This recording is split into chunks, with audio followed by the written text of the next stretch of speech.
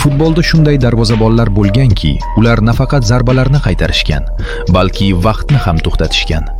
Mana, barcha davrlarning eng yaxshi 5 ta darvozaboni. 5-o'rinda Petr Chexs, o'zining mashhur dubulg'asi va ajoyib reaksiyasi bilan Chelsea devori. Premyer Liganing haqiqiy afsonasi. 4-o'rinda Manuel Neuer, zamonaviy futbolni o'zgartirgan darvozabon. Libero kabi o'ynagan birinchi, tez, jasur va doim bir qadam oldinda.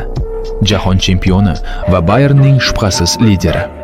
3-o'rinda Iker Casillas, Ispaniya orzularining qo'riqchisi, oltin avlod ramzi, bitta jahon chempionligi, 2 ta Yevropa chempionligi va mo'jizaga o'xshagan seyflari bilan. 2-o'rinda Gianluigi Buffon, italiyalik gladiator, 20 yildan ortiq eng yuqori darajada ishtiyoq, liderlik